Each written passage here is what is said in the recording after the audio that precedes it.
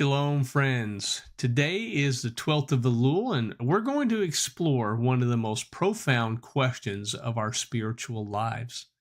How can finite human beings truly relate to the infinite God?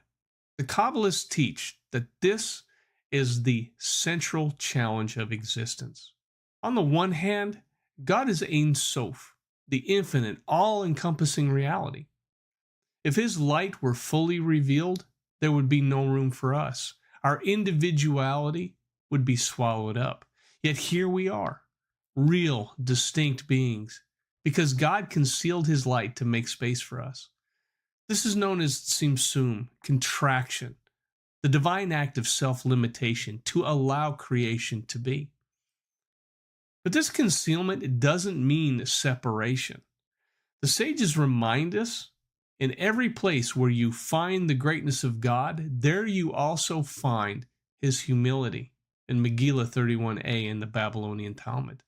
God's greatness is precisely that he makes room for us, and his humility is that he desires relationship with us. Midrash Tanchuma declares that the Holy One, blessed be he, longs to dwell with his creatures. Think of that. God does not remain aloof, but actively desires connection. Heaven and earth can unite. The physical and the spiritual can embrace. This is why the Torah declares, "You shall be holy, for I, the Lord your God, am holy." Rashi comments here. He says, holiness is achieved by separating ourselves from selfishness and imitating God's attributes, the attributes of compassion, patience, and kindness. In other words, holiness is not about escaping life, but transforming life. The Ramban expands on this, explaining that holiness is about sanctifying even what is permitted, taking ordinary life and infusing it with godliness. Eating, working, speaking, when done with intention, becomes acts of holiness. The sages teach that the only reality which endures is that which is not self-driven. Anything fueled only by its own ego burns out. But when we empty ourselves and allow the divine spark within to shine, we touch eternity.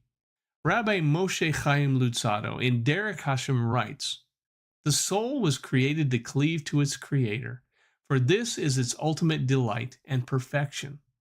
Our task then is to remove the blockages, the self, the ego, so that our inner holiness surfaces." This aligns perfectly with Paul's teaching in Galatians 2:20. "It is no longer I who live, but Messiah who lives in me." The apostle describes the same mystery. When self is surrendered, divine life takes over. The Baal Shem Tov, the founder of the Hasidism, echoes this when he said, "Forgetfulness leads to exile, but remembrance is the secret of redemption." Forgetfulness here means being consumed by self. Remembrance means recalling that we are sparks of the divine, made to cleave to him. Torah is our guidebook, not just for ritual, but for freedom from slavery to our selfish desires. Every mitzvah is a channel to bring heaven into earth. The Talmud explains that the command to walk in God's ways means imitating his actions. Yeshua himself reaffirmed this when he taught, "Be perfect as your Father in heaven is perfect." The Greek term teleos here doesn't mean flawless. It means whole, mature, complete. Holiness is wholeness when our actions reflect the God we serve. James, the brother of Yeshua, put it this way: faith by itself, if it is not accompanied by works, is dead. To relate to God is not to retreat into mystical thought alone, but to express it in living deeds of compassion and righteousness. The Midrash, an Avot to Rabbi Natan, teaches, "Great is Torah, for it gives life to those who practice it in this world and in the world to come." Torah life is not theory, it is action. Through mitzvot, through justice, through love, we anchor our relationship with God in every moment of daily life. Relating to God is not about losing our identity in the infinite. It is about becoming more truly ourselves, the image of God He planted within us. The Zohar says, "The soul of man is a lamp of the Lord," quoting Proverbs 20 and verse 27. Our role is to remove the covering so that the light shines clearly. Paul echoes this in 2 Corinthians 3:18. We all, with unveiled faces, beholding as in a mirror the glory of the Lord, are being transformed into the same image from glory to glory. The Midrash in Vayikra Rabbah 24:7 says, "As He is merciful, so shall you be merciful. As He is gracious, so shall you be gracious." This is the roadmap. Imitate God's attributes, and intimacy with Him becomes reality. The prophet Hosea spoke of this intimacy when he said, "I will betroth you to me forever. I will betroth you to me in righteousness and justice, in love and compassion." God's relationship with us is described as a marriage covenant. To relate to Him is to respond as a faithful bride, loyal, loving, and devoted. Yeshua drew upon this when He called His disciples friends.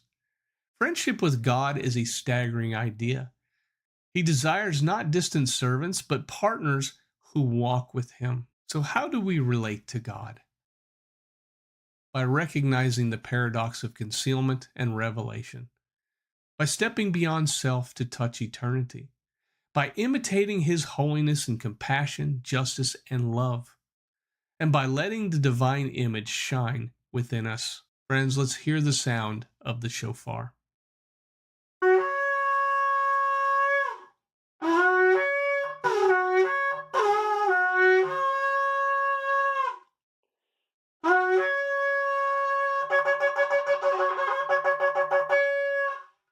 Beloved, the challenge is great, but the promise is greater. If we walk in His ways, heaven and earth unite, and we discover that the Eternal One is not distant, but closer than our very breath.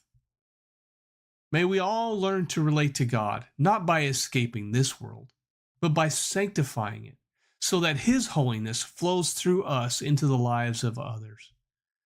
Amen and amen. Thank you for joining me today. Come back here tomorrow as we seek to further our understanding within the month of Elul. Shalom and Leitrot. The New Testament wasn't written in a vacuum, yet for generations it's been read without its original context, stripped from its Jewish roots, reframed through foreign lenses, misinterpreted again and again. But what if the problem isn't the text? It's the lens we're using? We've been given a certain theological system through which to view the writings of the apostles. Is this system free from biases and agendas? Have certain ideas and practices crept in unnoticed by readers of the New Testament 2,000 years later? What if I told you that all of that is changing? What if I told you that the New Testament is being restored to its original foundation?